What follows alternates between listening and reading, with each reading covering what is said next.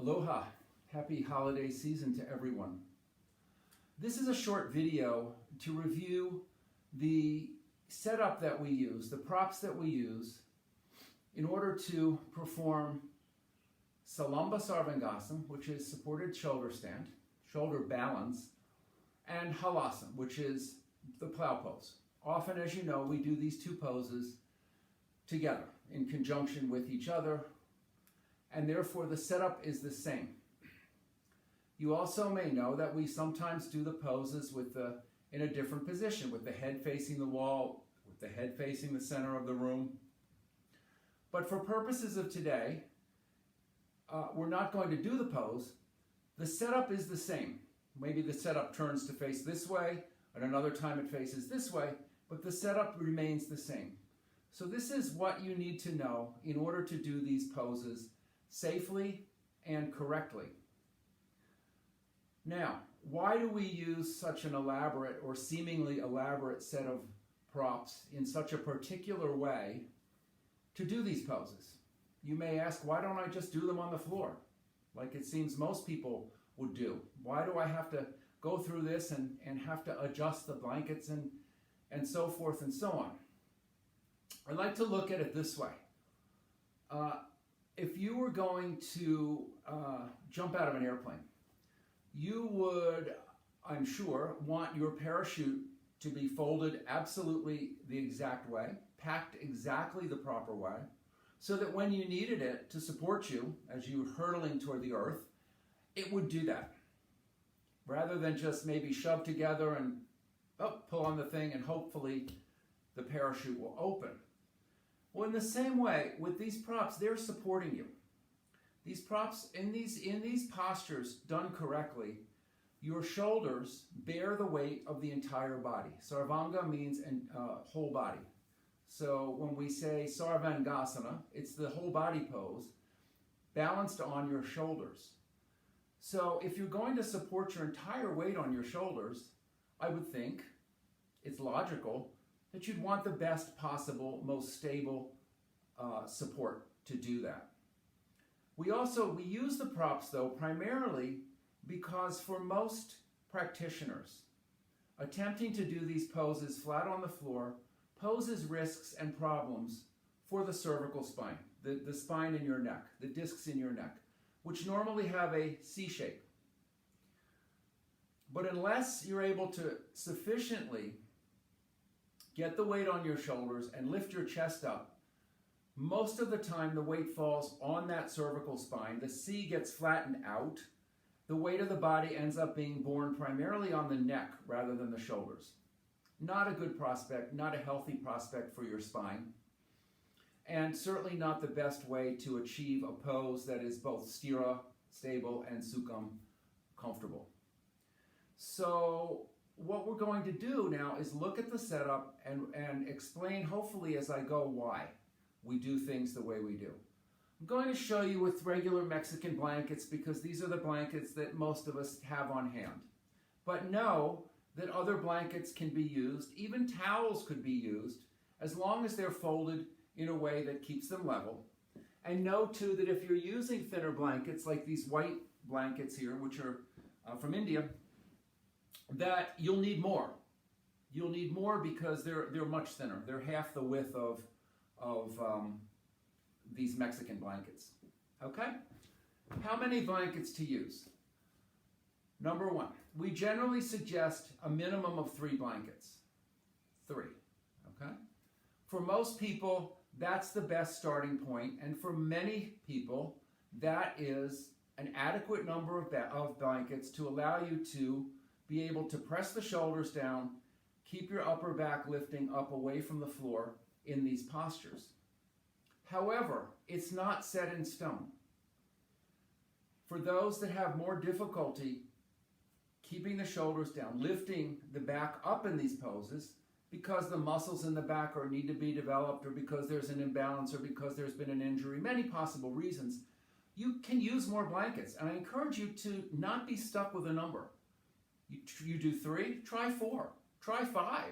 See what happens to your pose, and you determine what the best number of blankets for you is. If you're having difficulty in the pose, you feel like you're collapsing in the pose, the suggestion is generally to add a blanket and see what happens, okay?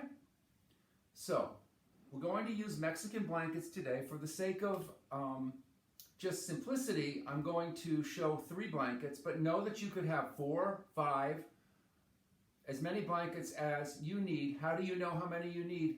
You need to go into the test tube of yourself and experiment, which is what we love to do with Iyengar Yoga. Okay, so the mat is open. And again, I said it doesn't matter how you're going to do the pose, head facing this way or this way. You set the blankets up that way, turn the whole setup around as needed. Okay. This is what we call a standard fold blanket. Okay? It's a blanket that when it was fully opened, right, was folded first in half the long way, okay, and then doubled, and then here. This is how the blankets come off the rack in our yoga studio, okay? So you take your standard fold blanket and you open it up one time and make this shape. Now, the blanket has a folded edge, and it has an edge with fringe, with ruffles, okay? This edge is sealed, it's solid, okay? This edge, because of the fringes, is open. It has a lot of space in it, okay? Therefore, the more stable side of the blanket is this folded side. That's the side that you want to have most of your weight being borne on. So, that folded edge goes to the edge of your mat.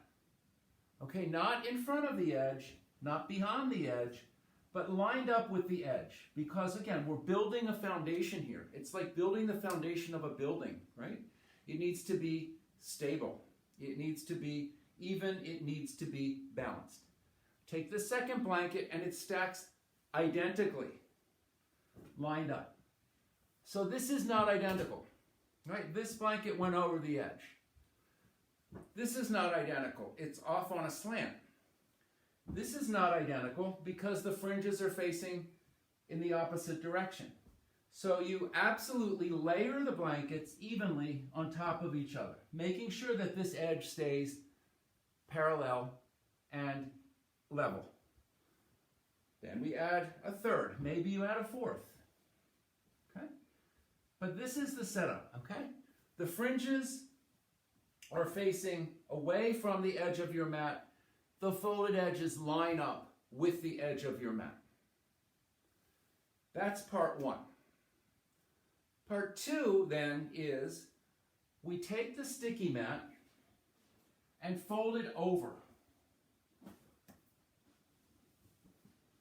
Now, as you can see, I folded it over about 2/3 of the way, so that there's mat at this end, blanket at this end. Okay? This is a very important point. When you take your mat and you fold it all the way over, like this, or like this, crooked, or like this even, okay? You're missing a very important point of the foundation of the pose, and that is this. This mat, we call them sticky mats because they stick, okay? The blankets here are soft. They have a little bit of mobility, right? Generally, when we put something on this mat, we expect it to stay. Our foot, our hand. In this case, it's going to be our elbows end up on this mat. So we want stability for what doesn't have to move in the pose, but we need some mobility for what does have to move. Your shoulders are going to go here, and as you know in the pose, you have to keep adjusting the shoulders. If the mat is all the way over, and you're trying to adjust your shoulders in, back, down, whatever direction they need to go in the pose, they get stuck on the mat. It's very difficult to do that. So please, number 1, stack the blankets evenly with the folded edge at the edge of the mat, the fringes pointing away from the edge of the mat. Secondly, fold the sticky mat just 2/3 of the way over, so that you have a space here for your shoulders and some stability here for the rest of your arm that's going to need to be fixed. There you go. That is the basic setup. What else do we add to do the pose? Well, sometimes we add a bolster or a block here. Why?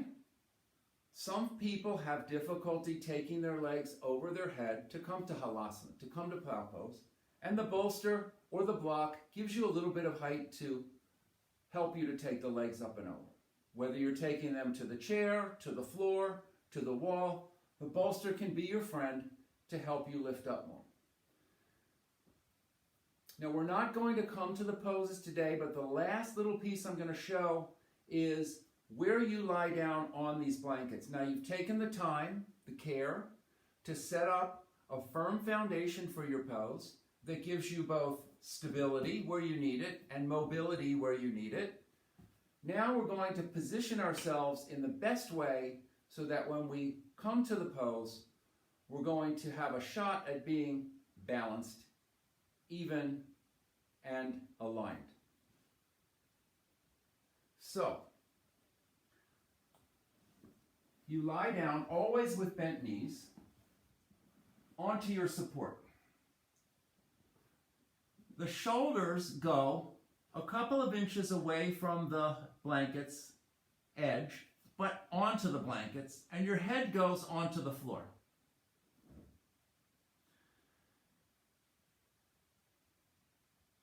If you are a person who needs a softer support under the head, you can place another blanket onto the floor